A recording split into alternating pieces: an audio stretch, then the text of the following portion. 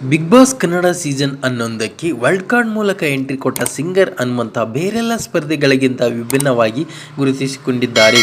ಆರಂಭದಿಂದಲೂ ಪ್ರೇಕ್ಷಕರ ಮನಗೆದ್ದ ಹನುಮಂತು ದೊಡ್ಡ ಮನೆಯಲ್ಲಿ ಪ್ರತಿ ವಾರವೂ ಸೇಫ್ ಆಗ್ತಿದ್ದಾರೆ.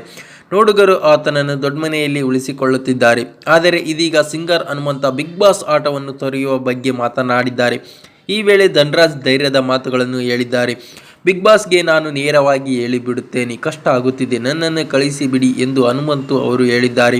ನೀನು ಯಾಕೆ ಶೋಭಾಕ್ಕನ ಥರ ಆಡ್ತಿದ್ಯಾ ಎಂದು ಧನ್ರಾಜ್ ಅವರು ಹೇಳಿದರು.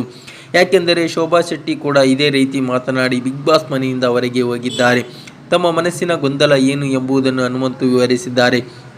ಶೋಭಾಕ್ಕನ ರೀತಿ ಏನೂ ಇಲ್ಲ, ನಾವು ಬಾಯಿ ಸತ್ತವರ ರೀತಿ ಇರೋಕ್ಕೆ ಆಗಲ್ಲ, ಮಾತಾಡೋಕ್ಕೆ ಬರುತ್ತಿಲ್ಲ, ತಲೆ ಸ್ವಿಚ್ ಆಫ್ ಆಗಿದೆ ಎಂದರು. ಅದಕ್ಕೆ ಧನ್ರಾಜ್ ಅವರು ಬುದ್ಧಿ ಹೇಳಿದ್ದಾರೆ. ಆಡಲ್ಲೇ ಉತ್ತರ ಕೊಡುತ್ತಿದ್ಯಾ ದೋಸ್ತ, ವಾರ ಪೂರ್ತಿ ಮಾತನಾಡುವ ನೀನು ವೀಕೆಂಡ್ನಲ್ಲಿ ಯಾಕೆ ಮಾಡಲ್ಲ ಅಂತ ಅಷ್ಟೇ ಎಂದಿದ್ದಾರೆ ಧನ್ರಾಜ್. ಸುದೀಪ್ ಸರ ಹತ್ತಿರ ಟ್ರೈನಿಂಗ್ ತೆಗೆದುಕೊಂಡು ನಾವು ಇಲ್ಲಿಗೆ ಬರಬೇಕಿತ್ತು ಎಂದಿದ್ದಾರೆ ಹನುಮಂತ. ಹಳ್ಳಿಯಿಂದ ಬಂದ ಹನುಮಂತನಿಗೆ ಸಿಟಿ ಜೀವನ ಅಷ್ಟಾಗಿ ಪರಿಚಯ ಇಲ್ಲ. ವೈಲ್ಡ್ ಕಾರ್ಡ್ ಮೂಲಕ ಬಿಗ್ ಬಾಸ್ ಮನೆಗೆ ಬಂದಾಗ ಅವರಿಗೆ ಎಲ್ಲವೂ ಹೊಸದಾಗಿತ್ತು. ಆದರೆ ದೊಡ್ಡ ಮನೆಗೆ ಎಂಟ್ರಿ ಕೊಟ್ಟ ಕೆಲವೇ ವಾರಗಳಲ್ಲಿ ಹನುಮಂತು ಯಾರೂ ಊಹಿಸಲಾರದೆ ರೀತಿಯಲ್ಲಿ ಬದಲಾಗಿದ್ದಾರೆ. ಆದರೆ ಫಿನಾಲೆ ಹತ್ತಿರ ಆಗುತ್ತಿರುವಾಗ ಅವರ ಆಟ ತೊರೆಯುವ ಬಗ್ಗೆ ಮಾತನಾಡಿರುವುದು ಅಭಿಮಾನಿಗಳಿಗೆ ಬೇಸರ ಮೂಡಿಸಿದೆ.